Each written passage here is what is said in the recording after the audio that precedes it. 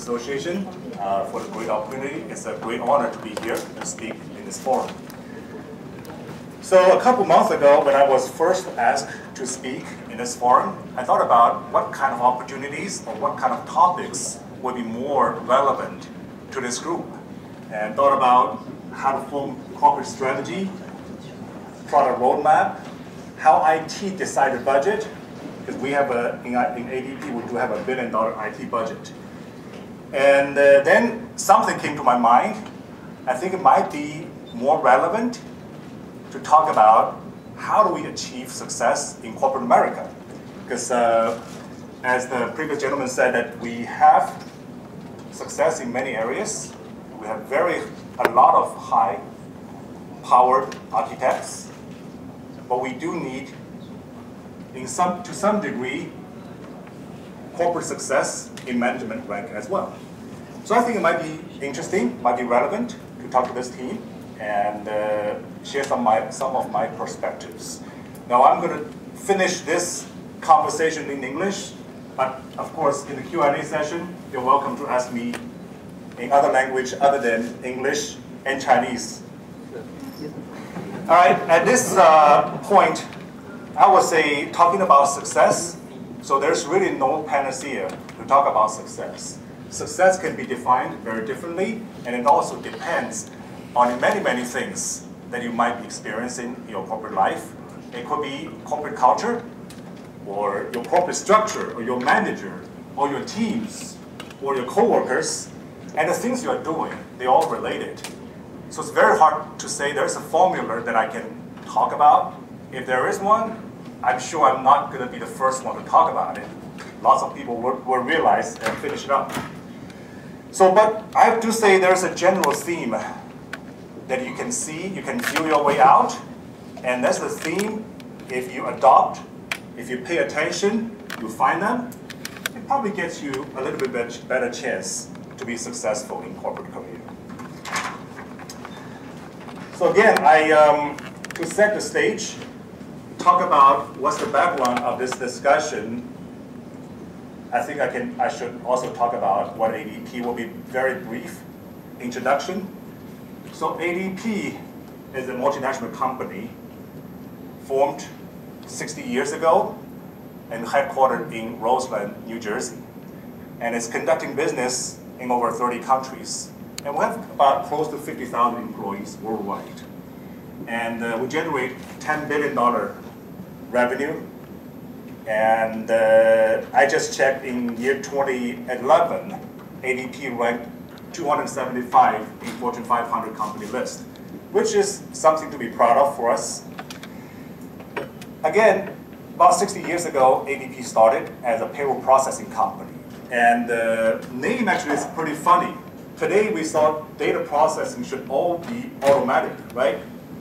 But 60 years ago, we were proud to claim that we are automatic data processing, because apparently at that time, data processing wasn't that automatic.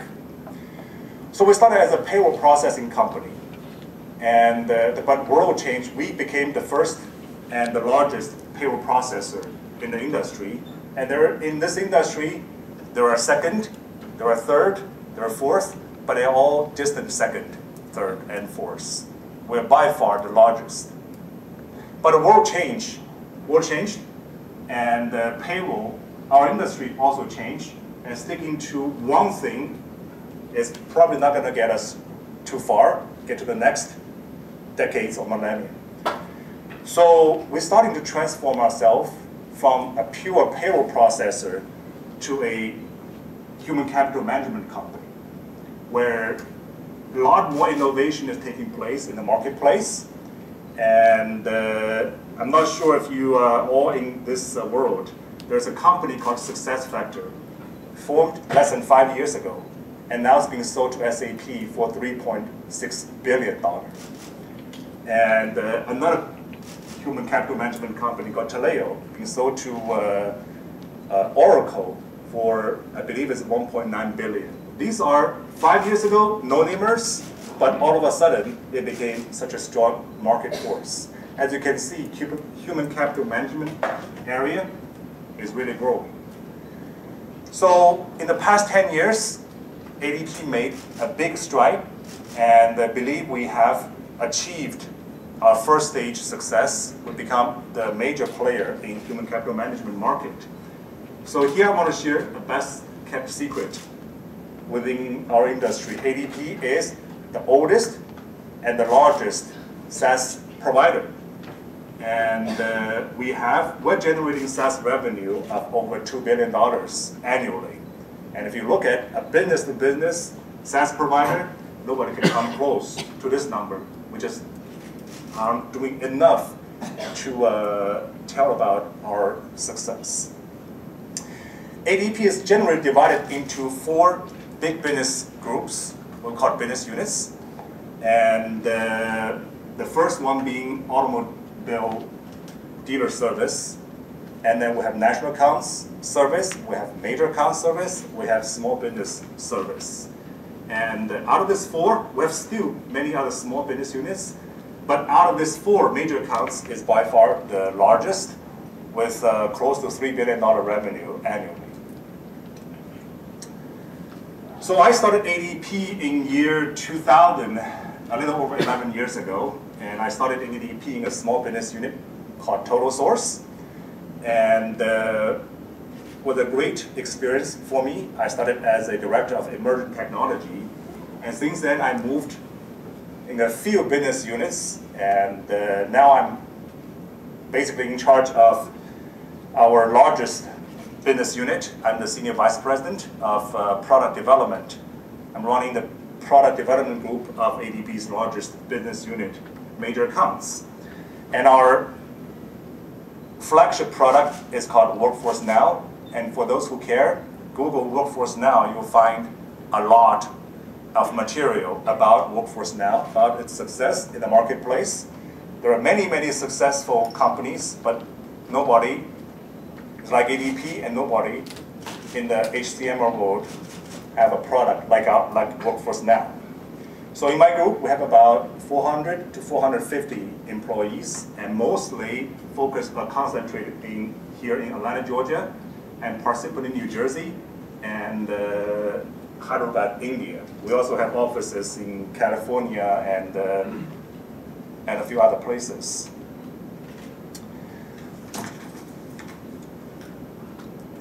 So we talk about keys to succeed in corporate America. So when I first come up with this idea to talk about how to be successful in corporate America, I was by myself caught a little off guard, because I would really like to come here to say, it ain't easy. And I would like to be able to make up some sensational stories to tell you, but it's not true, because I don't think it's really that sensational about. And to be honest with you, till this time, I still am not very clear if I have any success, what did I do right, or what did I do wrong. I just simply don't have a very good view of it. But I do think this is a good event, because it gives me an opportunity to reflect back, and so I can at least share some of my perspectives. So one thing for sure I want to talk about in a very strong term, that you must love it to succeed. I remember many years ago, I jokingly talked to a few of my friends, and I said, I kind of like every Friday. Why? Because I get to go do something different over the weekend. But then also, I love every Sunday. Why? Not because I get to watch an NFL football game, or not because I can watch my wife playing outdoor tennis. Really, to me, very important is the next day is Monday. I get to go to work on Mondays, in case you don't know. So, really, you gotta love your work to do it right, to achieve something. And because you love your work, you don't mind really put some extra into it, and you enjoy the outcome of it.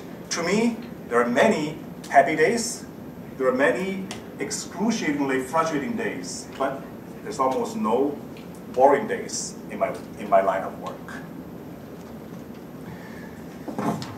So So success, how to define success? I think the key to success is really you need to be valued by your organization, your managers, and your coworkers. It doesn't really have a strong definition of what it is, and I certainly don't want to say it's defined by how high or how fast you climb the corporate ladder, because it's not. And so I want to talk about, for example, I have a chief architect who worked for me for years, and you know, Workforce Now is a great product. It's really the market-leading product, but the chief architect, he has never led anybody. He's always individual contributor. But his decision reflect largely on such a big product, multi-billion-dollar product, because he's very successful in his career, and I really love and I really appreciate that. And I also have VPs. They have different views of success, because their view is how big they can manage their organization, how fast they can react to market needs, to react to the client needs, and how much leadership they can provide to their teams. So they have different ways of value. But here, I actually want to talk about one of our support personnel. And she's an individual contributor. She's not managing anybody. And day in and day out, in years, she's been doing almost the same thing. Slowly following the technology, but she's doing almost the same thing for years. What does she do? When a trouble ticket comes, she studies it, and she tries to find out where our system has a problem. And she talked to the client, she talked to the support personnel, and she found a solution to fix it. For years, we asked if you want to do something different. And she said, no, not really. Because I love to do this, so I get to solve real problems. And I love to see the moment that I receive thank you letters from our clients. And I was really impressed. I think she's very successful, and she has actually a very high technical grade in the company, almost highest many people can achieve. So I think she considers herself successful as well. So again, I want to stress, I don't want to define success as how high or how fast you climb the corporate ladder. It's not about it. It's about how much value you add to the organization. But then, to be relevant to this discussion, I want to really focus on what do you do to achieve the success organizationally, meaning climbing corporate ladder. So in this session, I will try to structure it one part. The first part, I want to talk about some fundamental building blocks one needs to have in order to achieve the success in corporate America. Building blocks such as communication, collaboration, and confidence. This is not secret sauce. You have it, doesn't mean you will be successful. You don't have it, it's almost mean that you probably won't be successful. But you have it, how to use it, when to use it, where to use it, defines to a large degree you'll be successful or not. After this, I want to talk about some of my observations that hopefully some are provocative enough to get you thinking, and feel free to disagree with my observation, but I think it's important to talk about in this community, so we all pay some attention to it. So talking about communication, for sure, if you can't communicate, you can't lead. That's for sure to me. But, so in the immigrant groups, in general, we have disadvantages in communication, whether it's culturally or pure language barriers. And in the Briggs and Myers survey, I am an introvert, 内向型的. And sometimes I feel an introversion plus language barrier is almost a secret sauce of not being able to communicate, not being a great speaker. And but wait, sometimes it's not that absolute. Because I think one of the great traits in introversion is that we tend to be deep thinkers. So sometimes good communicators communicate through passion, through the charisma. Some can jump on the table and wave hands and have a lot of followers, like a typical motivational speaker. But some good communicators, they communicate through logic, through reasoning. So there are different ways to be a good communicator. My point is, we can all be effective communicators. Because if effectiveness is defined in multiple ways. Don't feel shy if you can't speak, or if you don't want to stand up to speak. You can. It's how you structure your content. What do you do to be convincing? You don't have to be the greatest speaker with no problem choosing words. So communication obviously is a very wide topic. There are numerous articles or people publishing different communication about communication. So it's very hard for us to talk in general. But here I want to actually share some of the observations. Actually, one that I think it's very easy for us to become a pitfall for us during the communication. This, by the way, has nothing to do with immigrants, language barrier. It's a way that lots of people deal with. So I want to share with that. And I hope that later in your professional life, when you feel something doesn't seem to work out, how come I kept on explaining, they're just going against me, they're not working with me. So when this thing happens, my advice is to take a pause and ask yourself one question. The question is, if others understand you, and more importantly, the question is, if you actually understand others. Because without this understanding, you're guaranteed not to be able to communicate, not be able to tell others, and have others accept what you want to do. Richard Hunter, the analyst in Gartner's group, he wrote a book called The Real Business of IT. And I read that book. It's very intriguing. In his dealing, he interviewed a lot of top CIOs, and he summarized most of the CIOs fell into something called value trap. Because when they are on the table with other business leaders, they tend to talk about, what's my uptime? How many products I delivered? In what window? Well, in most cases, they don't really carry the meaning. They don't really get others to say, great job. We love what you do. As a matter of fact, he cited in year 1998, April 1st, there was a publication in Intel. IT won this year's Innovation Award. Well, it's April 1st. Obviously, this is a cruel joke, which says that only fools think IT can make the innovation, can win innovation award. So his point is, when you are sitting on the table, talk about what the others want to hear or what others are capable to understand.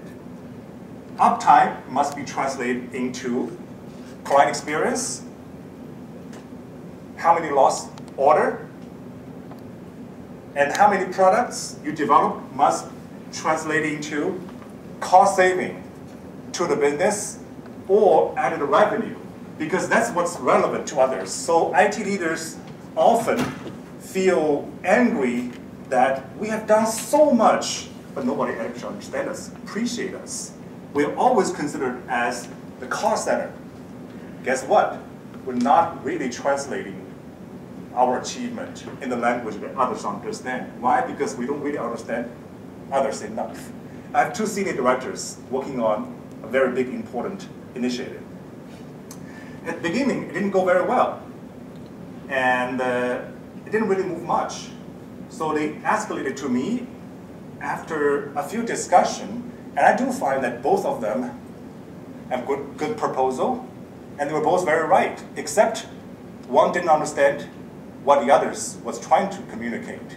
It's actually very simple. I told them the same phrase: ask not if others understand you, ask first if you understand others. When one makes an attempt to understand others, immediately they felt empowered how to explain your position, your situation, what you want to others, and actually solve the problem rather quickly. I'm not saying this is a panacea, right? Just be able to understand what others are thinking doesn't guarantee that you will be able to communicate very well, but it's a good first step. Especially when you feel things doesn't work, a developer just can't get the point across to analyst or vice versa. Think about what others can take. So I think that's important. It's very, very important to me because I observed many instances like that. All right, so communication, or connection. We all know having right connections, having the right network, it's kind of really key in corporate career. To survive first and to thrive later. So communication is really, a connection is really to help each other, to define a common value, to extract a commonality, and to define a common value system. A few weeks ago, I said 2 weeks ago because I wrote it a couple weeks ago. A few weeks ago, one employee sent me an email. It was forwarded a link about Yahoo Finance and talk about how successful Workforce Now, the product, is in the marketplace. And I read this article before, but I immediately responded to that email and I shared my appreciation to that employee that he cares to read and he feels proud to share. And I think caring and the pride to share is our common value. Connection is made right there. I remember his name, and guess if later there are things, if all else equal, he's got a better chance to take something important. And again, I've shared some of my personal experience. In 2003, 2004-ish, I was working for the small business unit, and we had done something quite dramatic, quite proud. So one day, the corporate CIO and CTO came to our business unit to do inspection, and I was asked to do a presentation. Boy, I prepared a lot. And that's still one of the presentations I'm still feeling proud of, and I think that helped me a lot in a few later events. And then a few months later, in a big technology conference, I met someone that's really high level in IT, and his name is James Barry. And he was a VP in Roseland, New Jersey, which means that he's high level. And we had a lot of discussion. We have even a lot of meetings and discussions and emails later. And we talked a lot about what we're doing and my visions, my views of something else that could be improved. And I'm just doing this for fun. I'm really not, at that time, considering myself trying to create the connection, because I just feel great fun about talking about it. And so one day I went to New Jersey, in Roseland. James Barry took me down to the cafeteria. And there we met the CTO, who I made a presentation like 6 months ago. And James Barry wanted to introduce me to him, and he actually walked at me and smiled, and we shook hands and said, "Max, I know you, that presentation was great." And since then, we have more discussion about what we should do in ADP. How do we move us to human capital management platform? So it's all went great.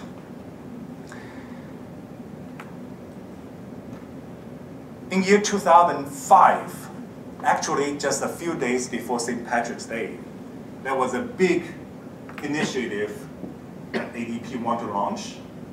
And I was very fortunate that the CTO and James Berry recommended very strongly, put their name on, for me to take over that project. And that turned out to be, in my mind, my turning point and the most important career change within ADP. A year later, on St. Patrick's Day, we delivered that piece of the product, and I was very proud, wrote an email to then Major Accounts President. We delivered the product 9 hours ahead of schedule. Still ahead of schedule. So that, I think, was a really important turning moment. And a few months after that, I became the vice president, leading the largest payroll product since 2006. So that's my experience of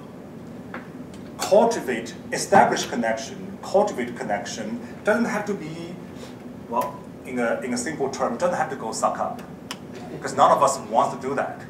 But it's the building common value, extract our commonality, so that we trust each other integrity first, and value as well, because you need to have the capability for others to trust you. But without connection, even if you're not going to be shown.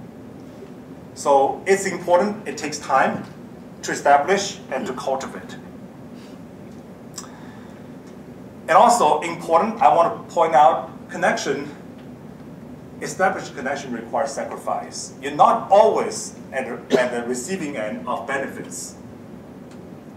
Too often you need to be at the giving end. You need to reach out to others.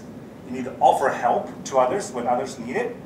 And sometimes it even means that you need to share the credit, the glory of what you're doing. So that's something a lot of people don't understand. And we often say, so-and-so takes my credit, that's mine. Well, sometimes you're right, sometimes you're wrong, because you may be part of the value chain, and you may not be part of the value chain. And maybe others are also part of the value chain. So don't get too hung up on that. What I would say, don't 斤斤计较，得失患失. Do the right work and make it known, you will get your day in the court. Confidence. And without any lack of confidence, I know that you must be confident. You must trust yourself for others to trust you. And too often, we, especially with, as I said, immigrant group, have cultural barrier or language barrier, we sometimes put the confidence in the back door and we just left them somewhere and we're not getting them anymore. And confidence also will require that you step out of your own comfort zone. Because too often, it's a great feeling that I didn't go there. Because I didn't have to struggle had I go there. Now, to me, I actually regret, I'm surely many, many occasions, I could have taken a more risky approach and do something. I'm sure that I lost on some opportunities, but luckily enough, in a few cases, I also pushed myself so hard to step out of my own shell. And one example is in 1997, I was working for a mid-sized company, and I have never had a management job before that. So the company has a professional service division, and although everybody else seemed to be doing right, we didn't. And we had rounds of layoffs, and professional service division came from like 90 people to less than 10 in a short period of about 6 months. And obviously, I was very much worried about my own job. But luckily enough, I think others still think that I have some value to keep. But in the meantime, I'm thinking that should I actually go out look for a job because the job market was really booming at the time, or should I stick around and take some chance and do something right? And I'm very glad that I didn't go out look for a job and I stick around and actually think, well, we're doing this, we're doing that, we're doing that. What is our strength? And one day, I kicked myself, I dragged myself, that I decide I gotta go to the executive vice president who is responsible for professional services. Because I know he is having great pressure. No executive vice president could survive when in a month of in a span of 6 months, your organization came from 90 people to less than 10. Knowing that, I went ahead, I proposed something, which I still didn't believe I could do it, but I did anyways. And to my surprise, he looked at me, didn't say anything. I left. But a few days later, he called me into his office. He said, I love your proposal. Why don't we just give it a try? And now you're the competency manager of web practice. And so I was so glad at the time because I decided I have to push myself out of the comfort zone. I have to try it. And it turns out that became my first management job. And feels great about that experience. So I'm here sharing with you, not that I'm trying to brag, because I have other things probably I can brag, but I really want to give you an example that you got to push yourself. If others are not pushing you, you got to push yourself. Get out of your comfort zone, something you don't want to talk about, and remember, if you let it pass, you feel no regret because you didn't take the chance. But soon you get around, you will say, oh, did I miss that chance? I could have caught that chance. So my experience, get out and do it.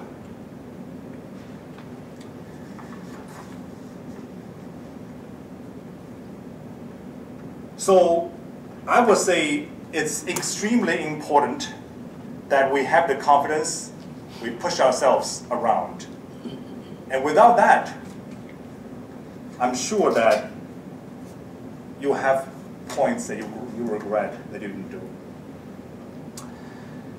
All right, so I also want to share some of the observations that I have, and then these are a lot of topics we talked about. We love to talk about some of the topics, and but sometimes I agree, sometimes I don't agree. And today in this podium, I'm glad to share some of my observations. Hopefully, some are provocative enough that you agree with me. All right, so one thing I want to talk about, what makes you stand out? When opportunities arise, why people choose you over others? Why don't they do otherwise? So it's a good question I think we always think about, right? And sometimes we complain about, we get past so many opportunities, and he's really not doing much better than I do. I did this. And no one appreciated it. And so I would say there's really no formula, no set formula that you can stand out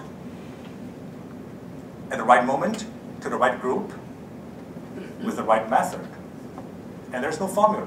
Again, if there is one, I'm sure I'm not the first one to tell you about. There's a lot of articles that probably a lot of rich people are already there because they figured that out. No, there's nobody can figure it out. But I think there are a few things, if you do it right, it tends to get you a better chance to stand out when it is needed.